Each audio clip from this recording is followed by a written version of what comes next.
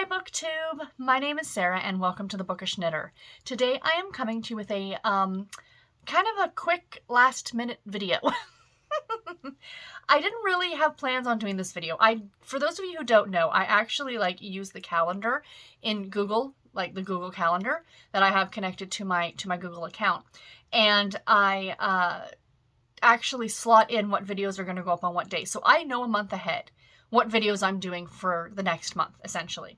I like to do it that way so I'm not scrambling last minute trying to think of what video to do. And I tend to do the same videos month after month.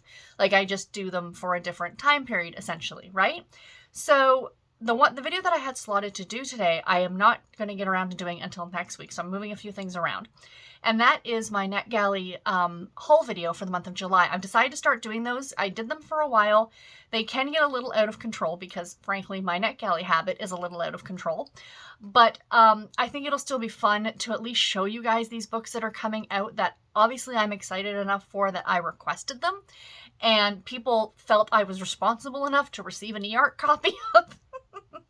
But every now and then when I do mention NetGalley in a video, I get questions from my viewers, what is NetGalley? And because, like I said, I had limited time, I did not get a chance to film that NetGalley haul video this weekend because I was sick, for those of you who watched my last vlog.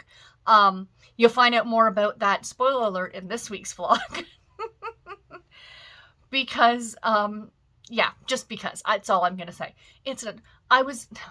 Okay, fine. I can't just say that and then step away and be like, aha. It was cardiac issues that I've been dealing with before. I did spend Tuesday this week in emergency and I am fine. Everything is tickety-boo, no pun intended, and no need to worry about anything, but that's why I wasn't feeling well on Sunday. But I am all better now and life is good. So there we go. That's the short version of it. Stay tuned for my vlog coming for the long version of it. And the enjoyable time I spent all day in the Toronto General ER. It was delightful. Anyway, back to this video. So I often get questions on what is NetGalley. So I thought, you know what? Let's sit down and let's do a video talking about NetGalley. You know, I am no way an expert at all, but I thought that I would at least share with you guys what this website is and how it can be helpful and how it can be harmful. So, full transparency for you guys in this video, okay? So, I joined NetGalley back in 2019. It was pre-pandemic. Isn't that funny how it's like used to be, you know, AD and, you know, BC or whatever. Now it's like pre and post-pandemic. So, it was pre-pandemic. And like a lot of people, like I was still very new. I had very limited subscribers here on my channel.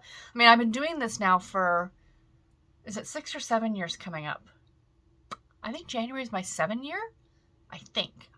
I'm not absolutely. I started in 2016 and I don't know how to math. Is that 7 years? I think so. Anyway, I still didn't have a lot of viewers to my channel because I was a niche at the time. Romance really wasn't being discussed a lot here on BookTube. I was one of the, you know, pioneers, if you will.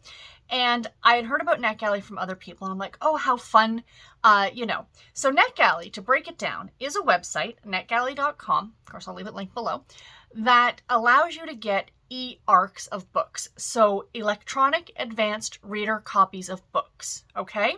So that's what NetGalley is. It's a hub.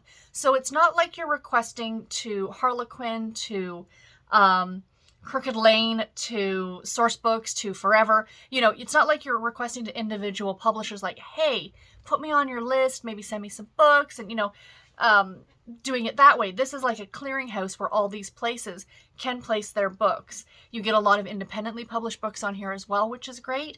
So it's kind of like a hub, you know, for all these books. So just recently in the last year or so, they've now also started offering audio ARCs. So, you know, you're getting the audiobook as an ARC. But I did have them for a while, but no, I'm not a fan, mainly because you really have to be diligent with them and read them at a certain time because they will disappear from your device a lot quicker than an ebook, and because they give you a much smaller window of time to listen to and review the book. But the other thing is like you can download it to your device and then listen to it even after it's, gone away on NetGalley. But now you're taking up a lot of space on your device holding all these books that you haven't gotten to. Ask me how I know. So I no longer request those. I'm done with the audio ones, and yeah, it is what it is. So like I said, the majority of the site though is ebooks. And there's a few different ways in which they allow you to read those ebooks. So I'm just going to open one up just so, like, I've got my laptop here beside me. So you can access it now on the NetGalley app. So they do have a NetGalley app that you can download, and you can read the books directly off that NetGalley app exactly as you would off of your Kindle app or off of your, Gloss app, or which is the Harlequin app. If you guys want me to do a video on the Harlequin app, do let me know and I'll do that too. So it's essentially that. But again, make sure you download the book because there is an expiry date. And if you don't get to the book in time, it will disappear. Another option they still have now is Send to Kindle, which they now have as a protected EPUB. It used to be the Mobi file, M-O-B-I.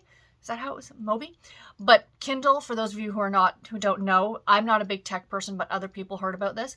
They got rid of Mobi, or they're no longer supporting Mobi. So now any of the new books that you get, they are in protected EPUB files, but you can do that Send to Kindle. For those of you who are familiar with Kindle, you know exactly what I'm talking about. I'm not going to bother explaining it here because that's something completely different. Send to Kindle is a feature. It's an email address, blah, blah, blah. Or you can download the protected EPUB if you want. So I do that. That's what I do, is I download the protected EPUB and I read it. I can read it off of, what's the system I'm thinking of? Adobe. Adobe Digital Editions is what I can use for that, and I like it a lot. That's my preferred way of doing it, but a lot of people prefer the Send to Kindle, so it's up to you. There are 3 different ways in which you can read those EPUB books. So in terms of the audiobooks, though, you only have the option of listening to them on your NetGalley shelf. So if you are going to be requesting audiobooks, you have to download the NetGalley app, which is a little clunky. It's a little bit of a pain. I'm not a huge fan of it, but it is what it is, and it's fine. So it serves its purpose, if you will. So when you receive a NetGalley copy book, when you are approved for one, and we'll get into approvals and read nows in just a minute. I'm doing this off the cuff, you guys, completely without any script or anything like that. I have no points that I'm trying to make. So if you guys have any questions of stuff I didn't talk about, please post them in the comment section below. So what you get when you get one of these books is, your main page. It'll have the cover of the book, the different ways that you can download it or read it. And then there is an area that says check out our device guide and support. So they do offer it right there. They're like, hey, click here if you need help. Then it gives you the pub date. So this book that I'm looking at right now is The Key to My Heart by Leah Lois, which looks so cute. I believe it's a Christmas romance, which makes me very excited. Is it bad that I asked for these books and then oh yeah, I asked for that, didn't I? It gives me a pub date of the 6th of December of 2022, which is great. And then it has archive date. Pay attention to the archive date, my friends. And that is the 20th of December 2022 for this book in particular. The archive date will be your foe. It's not your friend, it's your foe. So essentially what you need to do is when you get approved for a book is don't let it just sit there on your shelf. Download it. Either access it now in the NetGalley app and download it there. Send it to Kindle. That's probably the easiest. Or download the protected EPUB and put it wherever you're going to put it. Do that. Because if you don't do that before that archive date hits, the book's gone. You no longer have access to it on NetGalley. Now, that's not saying that you can't still review it. I am reviewing books, guys, that I got years ago. And I'm finally now getting to them and reviewing them. So, that's fine. You can still continue to review books, but you will no longer have access to that free, essentially, eARC copy. Now, to talk about the eARC copies, they're sometimes not the best, you guys. I'm going to be completely honest.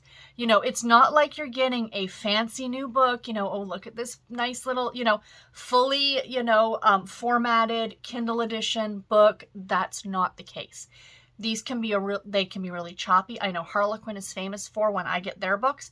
They've got all of the editing within. So you'll get a page and then at the bottom it'll say the page number, this long string of letters, and then the author's name, the title of the book. So essentially the stuff that when it gets formatted will all disappear, and it's text for formatting purposes. So it can be you kind of need to get used to to read it, essentially. But if you can do that, it's fine, and it works out really well. You know, it doesn't. The one thing is that I know a lot of people like doing the text to speech option, and it does not work for those books at all. It does not work at all. I'm telling you this. Again, ask me how I know. So, because I used to do text to speech, and it just I got sick and tired of it, so I just don't do it anymore. But you're still getting the book in advance, which is really fun. You know what I mean? And yeah, so that's kind of like what I like about that. So, that is that part of it. Now, I want to talk about the, going to the dashboard here. So when you sign up for the site, ooh, is that a new book? Sorry. Okay. See, NetGalley is the most dangerous place in the world. I will do full disclosure at the end of this video, and I will tell you guys how many books are currently sitting on my NetGalley shelf, because I want to be honest, because this is a very dangerous place if you don't rein yourself in, and I have no shelf control. I'll be honest, I have no shelf control, but they keep approving me, and I have a theory on that, so I will get to that as well in this video. So this video may not be as short as I anticipated it. So there's this, when you go to your dashboard, I would love to, I could try and show you guys all this, but I don't know if I want to get that much into it.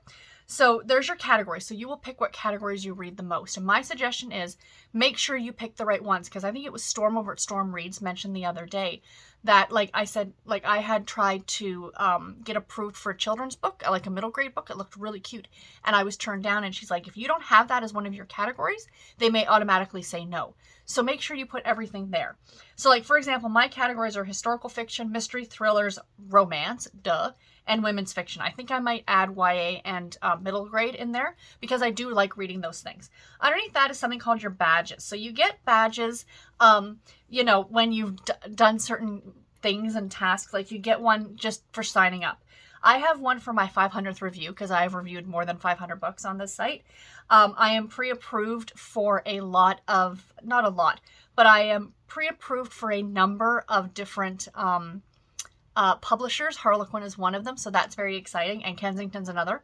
So what pre-approved means is that I don't have to request the books from them. I can just get them, essentially. I just pick them and choose them. And then I have a top reviewer badge as well, which is kind of exciting. So that's always fun. And then you have favorite publishers. You can mark certain publishers as your favorites. It doesn't really change anything, but it's a lot of fun.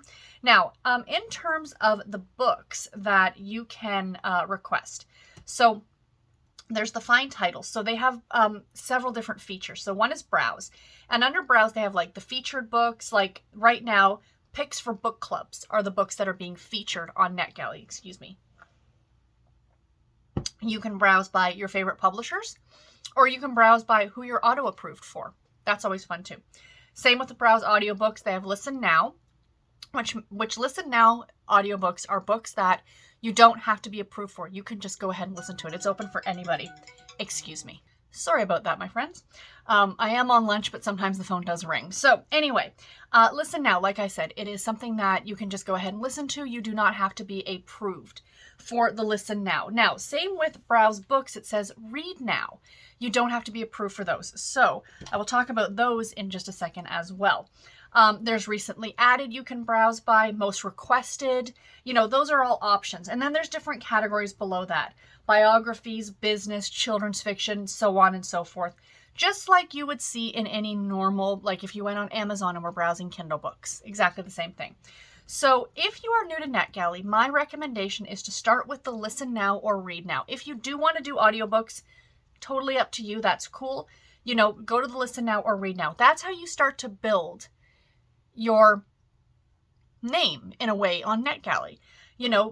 Borrow or request, it's not really requesting, do the Read Now for some books, pick some that look good to you, read them, review them, pick some more, read them, review them, and then start requesting some books, like actually requesting books, and see what happens. So, you're not going to get approved for, I still get turned down for quite a number of things, you guys, but it's fine.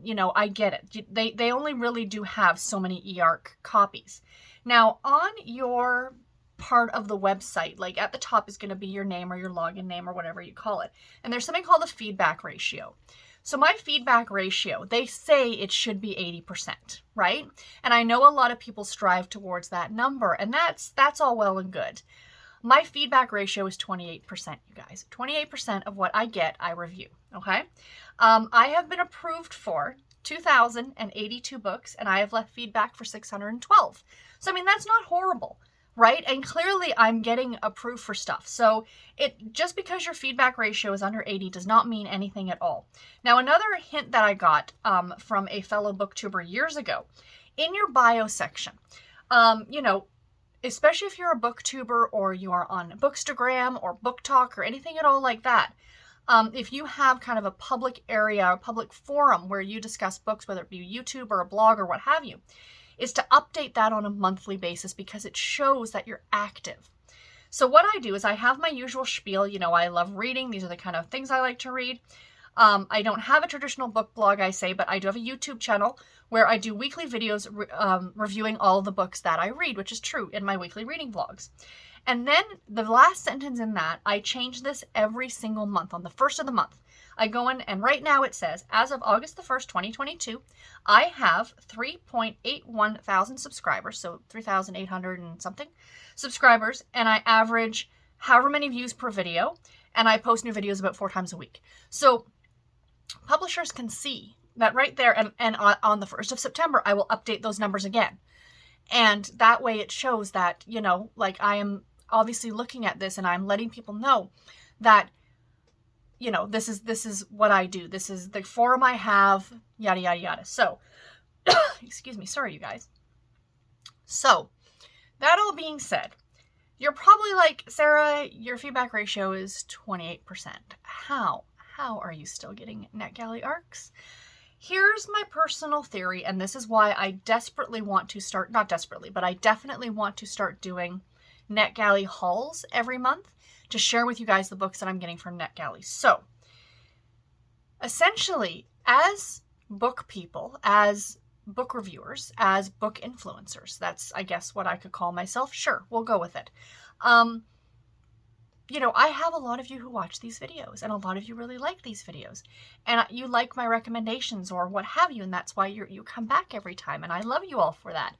So I have a fairly decent audience. On an average weekly reading vlog, I get around 1,000 views, right? I mean, they're not huge numbers, but they're numbers. They're pretty good numbers.